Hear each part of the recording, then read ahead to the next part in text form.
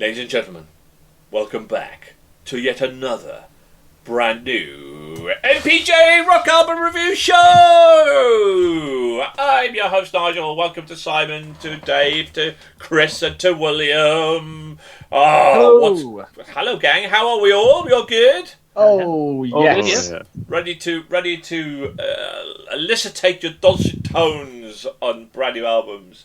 What do we got today? We have Dyecrest and their album Once I Had a Heart. We'll be talking about you lot and when you've got any hearts today. And Blackbriar and Dark Euphony. I think that's how you pronounce it. Probably got that wrong. This is what's going to happen. We're going to tell you what we thought, rate them out of 5, which album will we buy our hard-earned cash with.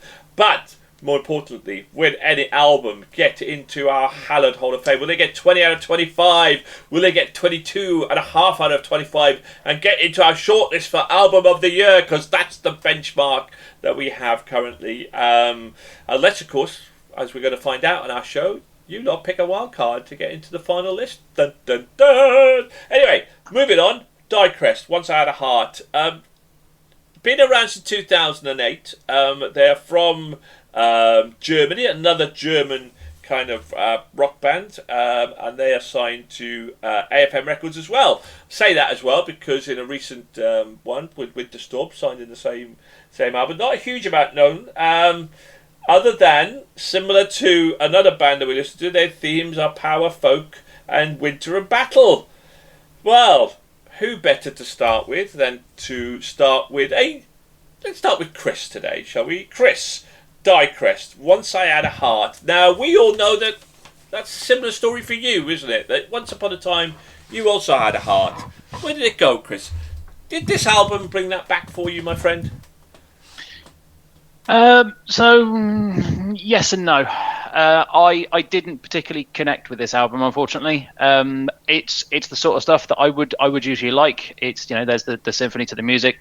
Music is really strong in it. The lyrics, unlike some of the other ones that we've talked about, I quite like the lyrics as well. It's just it didn't have anything to hook me in so much. So it was entertaining to listen to. As I generally found with these sorts of reviews, the first time I listen to them is usually I've got an hour-long journey that I do quite often, and I usually listen to them in the car. And this one didn't feel like it either prolonged or shortened the journey. It just kind of happened while I was listening to it. It's an entertaining album, but nothing to write home about for me, I'm afraid. Well, somebody who I always write home about when I do write home is Dave. Dave, what do you think of this? Well, the first note that I made on this album was nope, nope, and nope. I just found it really, really samey throughout, and I was bored by the fourth song. There are some positives, though. I think it's the last track, Fire From Your World. Very enjoyable, sort of ballady-esque song. Beautiful guitar solo. But compared to the rest of the album, it does feel a bit like a fish out of water. Doesn't really sort of feel like it belongs on that album. I'm sure there are fans of this sort of album, this sort of metal out there that would really, really appreciate it, but it just didn't click with me at all. Simon, was there an opening track? There's no opening track, thank God. Well, obviously there was an opening track, but I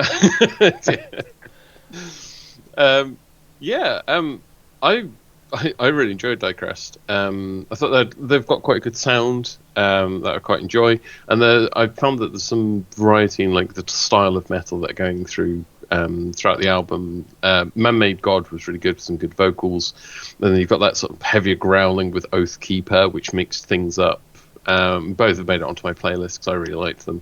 I was reminded a lot of like Iced Earth or really old Blind Guardian in some of the tracks, which was really cool. And yeah, I don't actually have a huge amount to say because I just really enjoyed this one. I thought it was just quite a nice, enjoyable album. So yeah. Well, somebody else who we always enjoy is Will. Will, what do you think of Dyecrest in the power metal genre? Basically much the same as Simon here. This one, shock of shocks. I mean, he and I have very differing views on most things. We're very dissimilar people. It's just a good solid album. Contrary to well, Dave, with that last song in the album having that sort of that completely different tone. For me, that was one of I forgot how to speak. It was one of those times where I think a song like that does fit, because you have that sort of more somber, slow track at the end to mellow you out and end off what was more quite an energetic, loud album. And that was a nice little addition to that. This was one of my more listened to albums this month, not because I massively enjoyed it, because it took me a while to work out if I did like it or not, which doesn't really tell you a lot about an album if it takes you that long to decide if you like it or not. If it takes like 4, 5, 6 listens, but yeah, it grew on me. It's nothing's made up to my playlist, but it's definitely a band I would keep an eye out more for to see, what they do next, to see if they can pique my interest again anymore. But yeah. Okay. So to come into Dave, right? So we in a previous show, so the previous one, which was Great Master of Winterstorm, Dave shocked us, okay, because he gave one of those bands a 4. And now he's come on to Dyecrest, which is very similar to one of those bands, very similar. And he's just slated them. And yet, and this is wonderful thing about music, I think this was a cut above those 2 albums, a way cut above them. For me, Face the Light, Read My Mind, and the ballad at the end, Fire From Your World. I love a ballad. I thought that was outstanding. And when I looked at my scores and we combined them with kind of Trish's, I went, I don't know, there's 3 tracks on my cool playlist of this album. Normally that's a 5, 4.5 and a 5, and I'm going like, why isn't it up there? Trying to give away my scores, but there we go. And yeah, I think I'm with Will. There's something that it's a really good album. I mean, it's more melodic, and they do bring in some of those extra kind of folk kind of instruments into it, and they do blend it up a little bit. And it's imaginative, it's cool, and I like the melodies in there. And yet there's something missing, and I can only put it down to that vocal just didn't quite cut it for me. It was good. But there are times, and I understand where Dave's coming from, there are times that he goes off the power metal genre, and it's almost, there was one song in there where, well, this is more like grunge metal than power metal. And I think he jumps around a little bit and experiments a little bit, and it doesn't kind of fit. I can't remember the track in particular, but it just doesn't. It's just missing that sheen. That I'll finish off would be an incredibly really good power metal. So I understand where Dave's coming from. I think that it's a little bit over the place at times, but there are 3 outstanding tracks for me which I thoroughly enjoyed. So, but there we go. Right, well they are up against Blackbriar, Dark Euphony. Is that? I hope that I pronounced it correctly. Who are these guys? Well, I know a little bit more about these guys. So the members are Zora Kok. That's how I pronounce it, because they're from the Netherlands. Reddy Buxom, Bart Winters, Robin Kozen, Ruben Vigga, and Zeeb Souls. Something or other. So Blackbriar is an alternative metal gothic rock band from the Netherlands. They released 1 album, 3 EP, 6 singles, 10 official music videos, 1 lyrical video, and 4 acoustic live videos. On 2019, Blackbriar joined Epica as official support during their Design Your Universe 10th anniversary tour. And also in November 2019, Blackbriar was invited to play the after show for Hailstorm. And this is a moment at the AFAS Live in Amsterdam, the Netherlands. The band signed a contract with Nuclear Blast in November 2022. So, the band shot the music video, Diane van Gersbergen's first single album, After the Storm, which was released in the 14th of February 2003. So really kind of new to the scene. Let's find out what they thought. Dave, Blackbriar, what do you think? I really enjoyed this. It was one of those that the first time I listened to it, it wasn't quite what I was expecting. So the second time I listened to it, I got in from work fairly late, and I just sort of laid on my bed, put some headphones on and listened to it, and it felt more like a journey than it did an album. It's definitely one that's more suited for sort of listening to in your headphones. Her vocals, very haunting quality, and it really matches up perfectly with the music.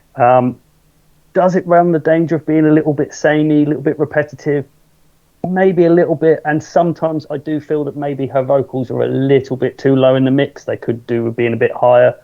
But there are plenty of highlights still. If I had to single out some tracks, probably My Soul's Demise and Crimson Faces. But yeah, I definitely will be coming back to this one. This is one that I could actually see myself buying. Wow. Okay. Wow. Symphonic metal. We are converted. It's just another convert, guys. Talking about somebody who's already converted to the cause, Simon. Yeah, I mean, very similar to what Dave said. So, like, it's this sort of beautiful gothic metal. It's very reminiscent of Within Temptation and stuff like that. Not quite Nightwish level, but lots of dramatic music, especially with Bloody Footprints in the Snow. I really liked that track. And then you've got the other haunting tracks like Cicada and The Evergreen and Weeping Tree. The only thing that troubles me with bands like this is that they do tend to lean quite heavily on the vocals, which I understand. I think they're absolutely beautiful. But I do want to hear a little bit more balance with the rest of the instruments in some more of the tracks. So I'd really like to have that bit more involvement from the rest of the band. We should, and again, in some of the tracks, they're fantastic. It's really good. But there's also quite a lot of just her vocals playing. So yeah, I'd just like to see a bit more of a mix. But apart from that, really good, really enjoyable. William, what do you reckon, my friend? This is absolutely spectacular. This is a absolutely phenomenal album in every single regard for me. I have heard of Blackbriar before, and I've listened to them quite a bit in the past. And when I saw this on the list, it was everything I hoped it would be. You know, it's that haunting, beautiful vocals going throughout, which obviously, now Simon was saying, it's a bit dangerous to rely on it. For me, there is a reason they rely on it, because that voice is incredible. You know, the first track of Unwelcome Guest, starting with that almost like Viking Nordic chanting going on, and just, you know, the music kicks in, hits like that, and just the whole album is just this. It's just a whole other experience for me. It's like an otherworldly, out of body experience.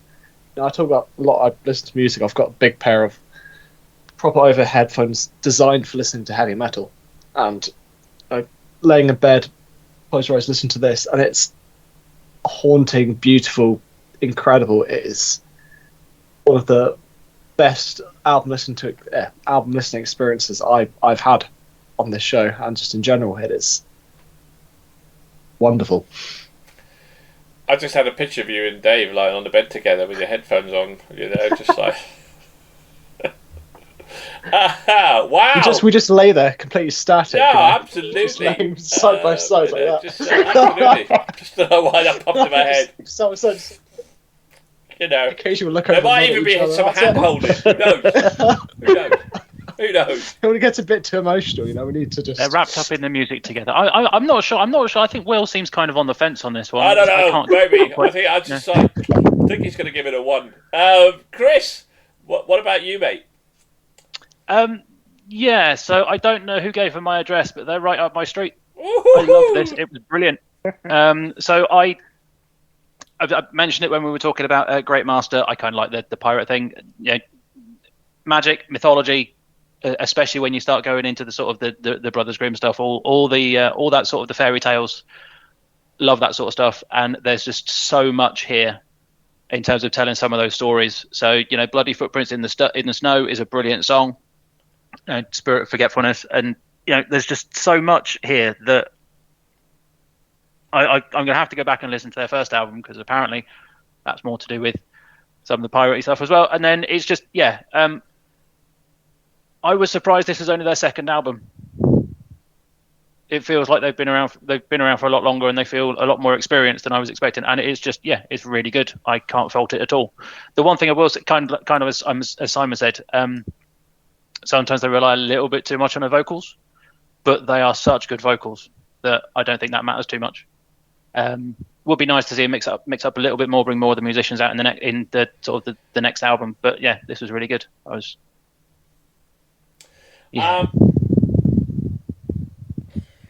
I'm with Simon. I think that Imagine Kate Bush decided to do a symphonic metal album, and this would be, on her high end vocals, and that's what I kept picturing. Kate Bush. I don't know why. Just did, okay. I was laying by bed listening to this, going, this could be Kate Bush singing this on pitch high pitch. There we are. Nigel lies in bed thinking about Kate Bush. That's I fine, know, right? And there's nothing wrong with better than laying in bed next to Dave. I can tell you. High-pitched Kate Bush. However, yes, her voice is amazing. Incredibly Suicida, which was just the standout track. Footprints in the Snow, haunting melody. I just felt.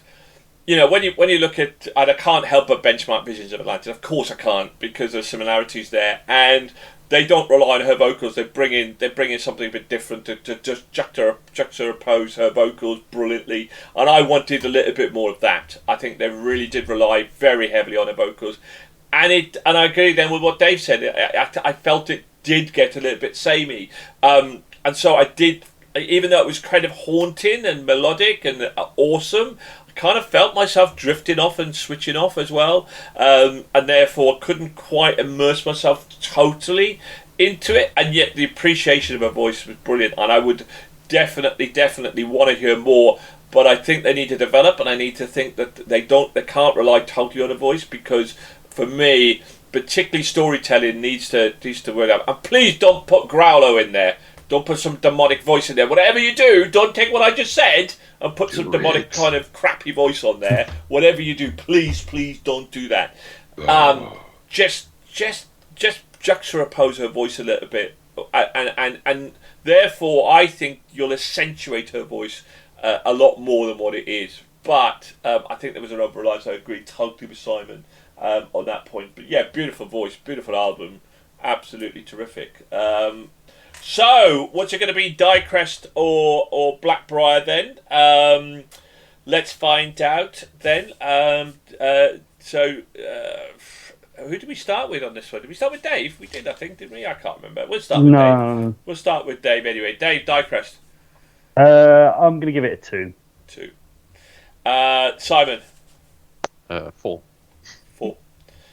William. 3. Why not? Chris. 3 from me as well. Well, it was a 4 from Trish and me. We really enjoyed the album, really good. So that's 8, 11, 14, 16. Good score, not quite enough. Right, Blackbriar. Dave.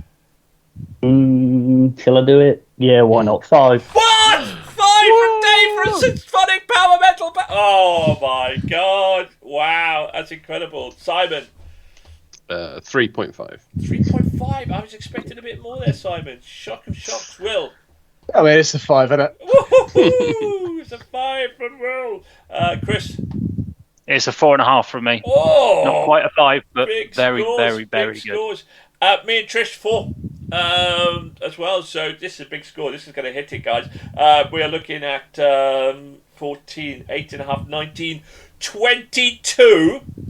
22! Wow! Welcome to the Hall of Fame! I think it's going to be short by half a mark from automatic place